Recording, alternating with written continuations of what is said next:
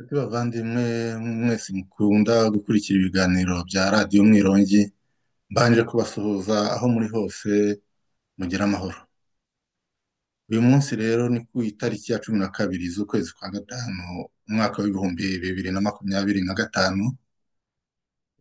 Tukaba tugira ngo uyu munsi tuganire ku nsanganyamatsiko igira iti abahutu beza mu bikorwa by'abanazi ba FPR. Mbere y'uko dutangira ndagira ngo mbanze mbisegureho, kubera ko kenshi nkunda gutanga ibiganiro bitinze. Ubundi kuri ino radiyo yacu Umwirongi ni radiyo yavutse mu rwego rwo kurwanya urugamba kugira ngo dutabare impunzi aho ziri hose.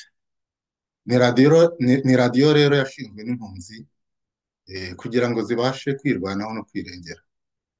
Muzi ko guturuka 1994 twabayeho mu ntambara ikomeye, aho twagiye turwana na FPR kugira ngo tubashe gukiza amagara yacu. Uyu munsi rero tukaba byibura dufite uburyo bwinshi bwo kugira ngo dusobanure akababaro kacu binyujije mu rwego rwa media. Muri make rero, kuba tudakunze kuboneka ni uko kenshi dufata umwanya wo gushaka yenda ikiganiro siritu mu rwego rwo gutabara abantu, cyangwa hari ikintu runaka tubonye gishyashya kugira ngo tukigeze ku banyarwanda. Abanyarwanda aho bari hose babashe kumenya ibintu biri kugenda biba ku mpunzi aho ziri hose. Uyu munsi rero nkaba ngira ngo twinjire muri uwo mutwe w'iki kiganiro. Murabona ko hari aho mvuga nti abahutu beza mu bikorwa by'abanazi ba FPR. Abanazi hano nshaka kuvuga ni bande? Iyo murebye neza mukareba ko intambara yatangiye mu Rwanda, intambara yatangiye ku itariki ya mbere z'ukwa cumi mu 1990, kugera uyu munsi ntabwo iyo ntambara irahagarara. Nubwo bagenda bahenda ubwenge abanyarwanda bakavuga ko mu Rwanda ari amahoro, ariko ubwicanyi bwarushije bwagize umurego ukomeye cyane. Muri 1990 rero, mu mwaka w'1990 mu kwa cumi, muzi ko FPR yateye iturutse mu Ibyumba, iza yica abantu, yishe abanyarwanda benshi cyane muri icyo gihe, ariko amahanga yose yagiye arebera, ahubwo Mpatsibihugu ishaka uburyo igenda ifasha FPR kugira ngo ifate ubutegetsi. Ibyo byose rero byarangiye ari uko ahanuye indege ya Habyarimana iza kuba imbarutso ikomeye, ku buryo umubano w'abanyarwanda bagiranaga mu gihugu imbere waje guhungabana, basubiranamo, ariko hakoreshejwe ibyiso bya FPR byari mu gihugu. Mwese muzi ko hari abasirikare barenga 600 muri CND. Abo bose rero indege yahanuwe bamaze kurenga kujya mu bihumbi birenga 2. Abo bose binjiye mu baturage, bafasha FPR muri wa mugambi wabo wo kurya umureti. Ubwo rero aho niho bagiye bafatanya n'abandi bahutu bamwe na bamwe, bagiye bakingira ikibaba, babafasha kwica abatutsi. Jenoside rero ntawuyihakana rwose yabayeho, abantu bapfuye bazira ubwoko bwabo. Uyu munsi rero iyo jenoside ikaba yarabaye umushinga wa Kagame, kandi uwo mushinga niwe wawuteguye. Ikindi rero nagarukaho ni kuri abo bahutu beza. Abo bahutu beza tuvuga ni bande? No mu gihe cya 1990 kugeza muri 1994, mwibuka yuko hariho abantu bitaga modere. Abo modere bari abantu bagiye bigira beza, ko bafatanyije n'inkotanyi ariko mwese mwabonye uko byarangiye. Abo bantu nibo bagiye babigisha akazi, nibo bagiye babafasha guhiga abahutu bamwe na bamwe, nibo bemeye kuba abacakara kugira ngo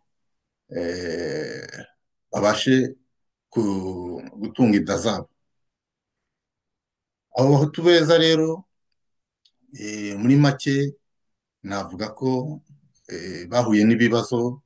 Ibyo batekerezaga si byo baje kubona, kuko abenshi muri bo baba bakoreye icyo gihugu bagambanira bene wabo, ubu abenshi barahunze, abenshi baje hano turabakira, ntabwo twigeze tureba ko bigeze bagambanira bene wabo. Uyu munsi rero turagira ngo tuganire ku kindi kintu bita icyunamo. Icyunamo rero gihora kiba buri mwaka muri wa mushinga wahombye wa Kagame, umushinga ahora acuruza hirya no hino. Uyu munsi rero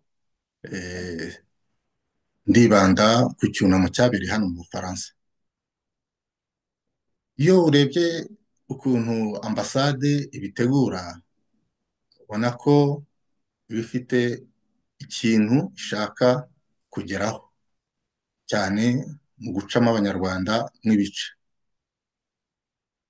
Ambasade yazengurutse Ubufaransa itegura icyunamo, itumira abantu, bajyana indabo ahateganyijwe. Kwibuka rwose simbirwanya, ni byiza, ariko uburyo bikorwamo nibyo ndwanya. Ubwo rero byaje kurangirira, icyunamo cyarangiriye hano muri uyu mujyi ntuyemo w'Ubufaransa witwa Rouen, kikaba cyarabaye ku itariki 12 z'ukwezi kwa kane 2025. Mbere y'uko icyo cyunamo kiba, habaye itegurwa ry'icyo cyunamo. Ambasaderi yafashe umwanya aza kubitegura, araza ashaka abo bahutu beza bamufasha kugitegura, arabagaburira, baramubyinira, nuko bategura ko icyunamo kizaba ku itariki 12. Ariko ikintu nabonyemo kuri iyo tariki, kuri uwo munsi wo gutegura icyunamo, harimo utuntu nabonye twatumye ntekerezaho kabiri. Kenshi iyo bavuze ngo abahutu, hari igihe baba bashatse kuvuga abacakara. Hariya rero nabonyemo uburyo ijambo ubucakara ryagaragayemo. Ambasaderi aza gutegura icyo cyunamo yaje yitwaje pasiporo. Iyo pasiporo mu gihe yari ari muri iyo myiteguro, arayizamura ayishyira hejuru, yereka abari aho ko hari umuhutu azaniye pasiporo. Bishatse kwerekana ko amugiriye neza, ko ari ikintu gikomeye kuba muzaniye pasiporo. Mu by'ukuri, iyo urwego rukorera abaturage ruguhaye irangamuntu cyangwa pasiporo, ushobora kujya kuyifata ku biro, bashobora kuyikoherereza banyujije mu iposita ikakugeraho. Sinumva rero ukuntu ayitwara hejuru akagenda yereka abantu ngo dore ngo nayizanye. Banyarwanda, banyarwandakazi, ibintu nk'ibyo kenshi birangira nabi. Iyo umuntu akuzaniye ikintu gutyo ntakiguhe mu ibanga, ni agasuzuguro. Abo bahutu rero bemeye ako gasuzuguro, muzajya mureba kenshi uko birangira. Bene abo bahutu nibo bakoresha mu bugizi bwa nabi. Ibintu nk'ibyo rero ntabwo byambuza kubigaya. ikindi kintu nabonyeho uwo munsi, nabonye uburyo eh, ambasaderi agaya abantu bitabiriye iyo nama. Mu by'ukuri uyu mujyi utuwe n'abantu barenga 400, ariko abantu batuye hano i Ruwa, abari muri iyo nama ni abantu bagera kuri 30. Ubundi ambasaderi akora nka Kagame, iyo agiye ahantu ashaka imodoka akagenda yikoreye abandi bantu bagiye bamuherekeza kugira ngo batubure umubare w'abantu, ariko bahageze bahasanze abantu 30 i Ruwa. Yafashe ijambo rero abwira abari aho ati: bantu muri hano, mu bitabo dufite muri ambasade, mu bantu b'i Ruwa murenga abantu 250. Yumvikana ukuntu uyu munsi mwaje muri abantu 30. Abaza abayobozi ba diaspora ati: mwebwe mumaze iki? Mu bantu 250 dufite, abantu 30 nibo bazana. Yabasabiye ko bagomba guhindurwa, hakajyaho abandi bashyashya babishoboye. Ibintu nk'ibyo rero twagiye tubyamagana. Ese ni kuki haboneka abantu bangana gutyo?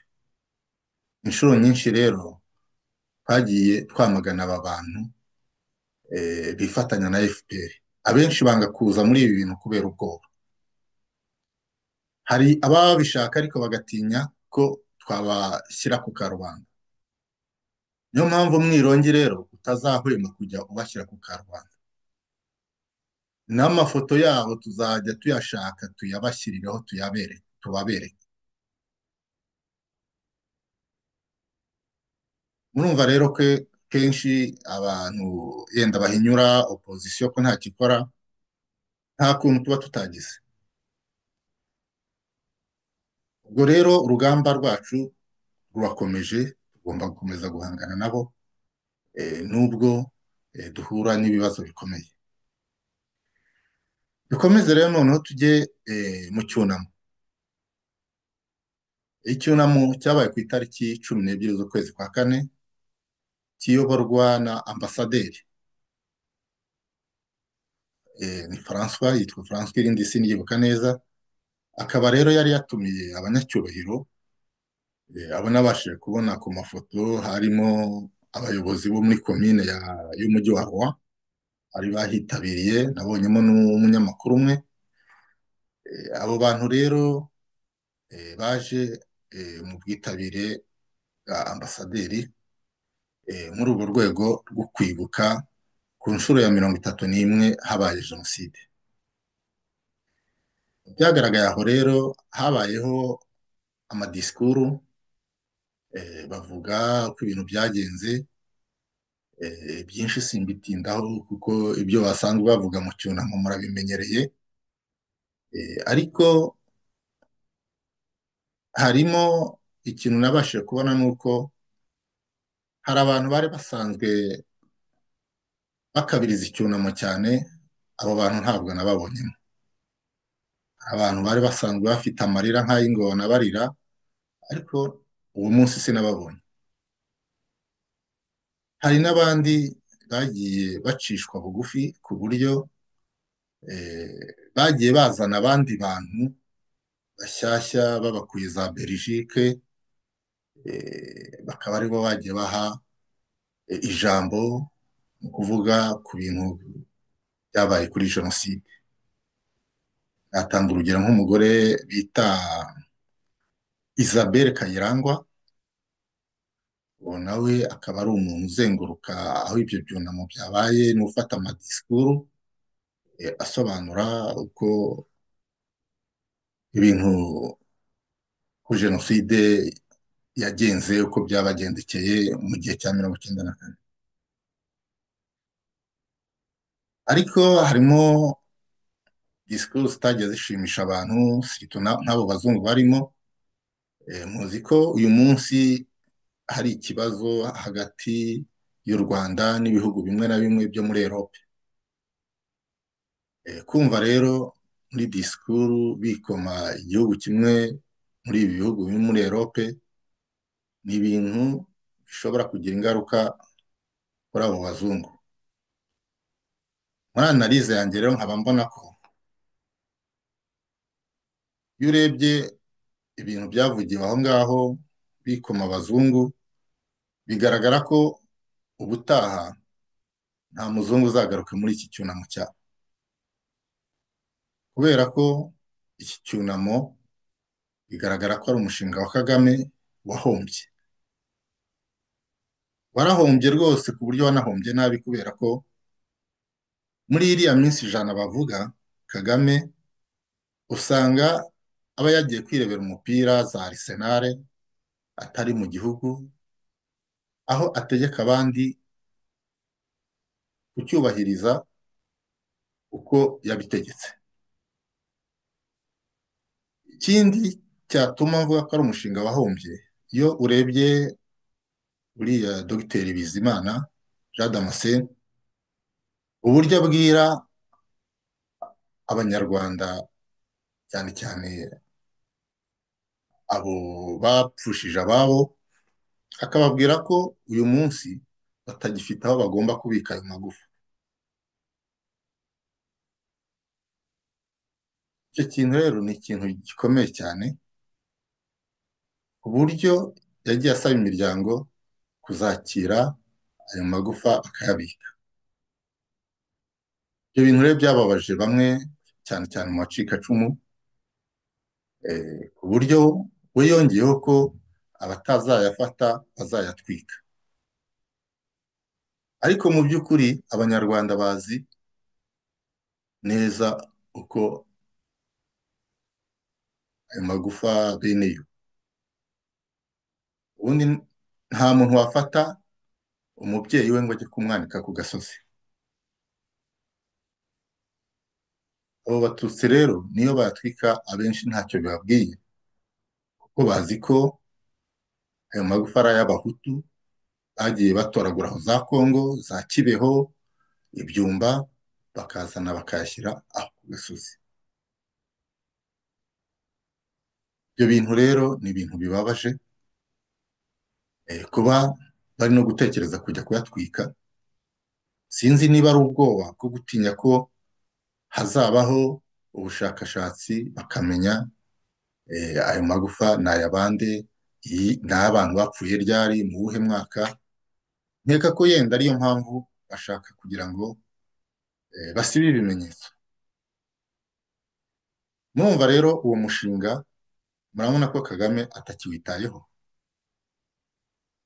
Kagame yatangiye kwica muri 90, arangiza akomereza muri Kongo, afata abana b'Abanyarwanda akabajyana ku rugamba akabicira muri Kongo, abapfiriyeyo agasaba ababyeyi kutavuga urupfu bapfuye.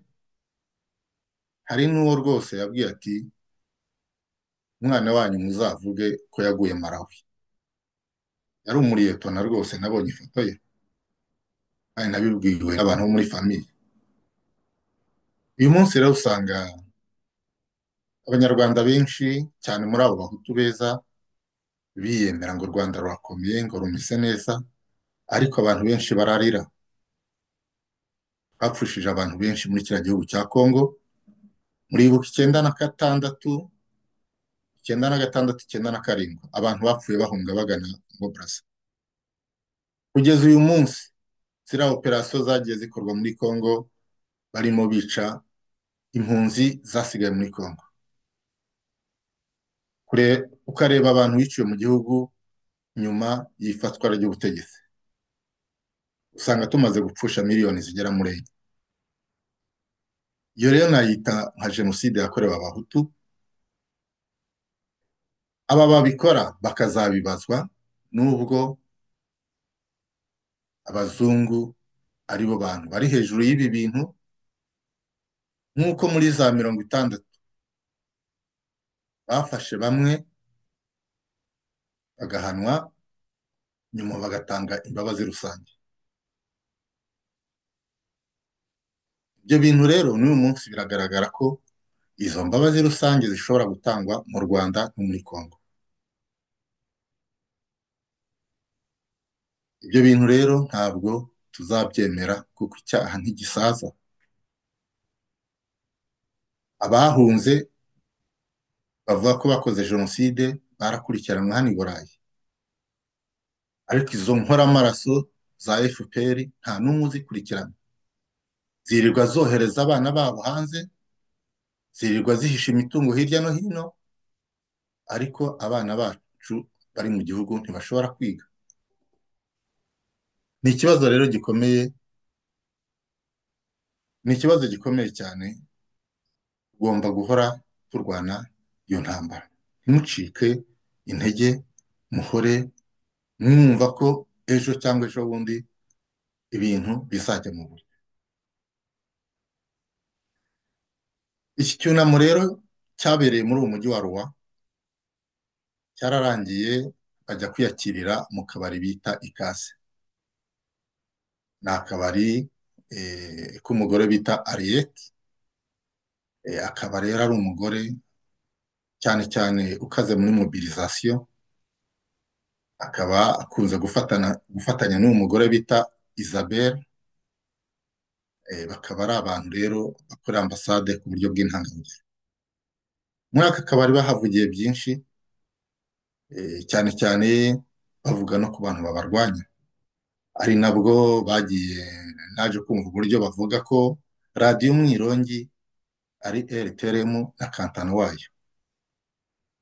Kenshi murabizi iyo batangiye kwita abantu amazina muzi uko birangira. Ibi bintu rero ni ibintu bitoroshye, ariko urugamba twatangiye tuzarusoza. Ntimuzagire ubwoba bwo kurwanya aba bantu, kuko nabo ubwabo mwumvise ko hano abantu baza mu nama ari 30 kandi abiyandikisha ari 250. Ibyo nabyo ni ubwoba. Aka kabari rero kaberamo byinshi, si ubwa mbere hategurirwa amanama atari meza. Abenshi twagiye tujya muri za polisi kubera ukuntu bahapangiye ibintu tutanahari, ariko byose birangira abazungu berekanye ko ari we nyirabayazana. Nta n'umwe rero wigeze uhanwa kubera iyo mipango bagiye badupangira. Ntibyarangiye n'uyu munsi baracyabikora, kuko nyuma bamaze kwiyakira aho ngaho, nyuma y'iminsi mikeya harimo impirimbanyi yacu yakubiswe yitwa Habyarimana Eric, yakubiswe na bamwe muri abo bantu FPR bari muri ibyo birori. FPR rero ifite uburambe mu kwica, mu kuroga, mu gutoteza abantu. Niyo mpamvu kenshi buri gihe bahora umutima wabo bashora mu bibi. Babonye rero ko batabishobora bonyine, bahitamo kwifashisha izo ntoranywa, abo bahutu.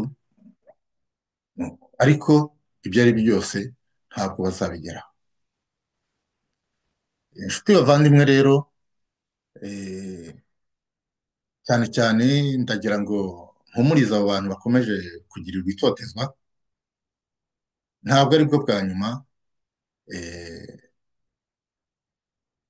baracyakomeza kudutoteza, bagenda batubwira amagambo y'iterabwoba, ariko ntabwo bazabigeraho. Ubwo rero ikindi nakongeraho ni uko ikindi kintu navuga hano ni uko abantu basubira inyuma, bagasubira inyuma mu mateka, bakareba uko byagendekeye abahutu bagiye bakurikira abatutsi muri za 60 bahunga. Nagiye nganira n'abantu benshi bafite base biciwe i Burundi. Abahunze baherekeje abo batutsi bikoreye n'ibintu byabo, bageze i Burundi barabica. muribuka n'umugabo wahungiye i Burundi witwaga Secyugu. Uyu Secyugu yicishijwe na Murefu, se wa Jeannette Kagame. Nyuma baje gutanga amnesty, abantu bose bakoze ubwo bwicanyi barababarirwa. Ubwo rero ibyo bintu abazungu bahora bakora ibintu nk'ibyo, ariko eh, ndakeka ko ubu ngubu tutazabyemera. Mu gusoza rero, mu gusoza ndagira ngo nsoreze ku kantu, nsoreze ku kantu, ndagira ngo mbabwire ko ubutaha nshaka kuzabagezaho uburyo FPR yagiye imara abahutu mu ibanga, cyane bamwe bica mu bitaro, abo yagiye yicira Kongo, uburyo ikoresha ziriya nkingo mu kwica abantu. Ibyo rero nzabibagezaho ubutaha. eh, mbaye mbashimiye kuba mwabashije kunkurikira. Naho ubutaha. Mwakoze.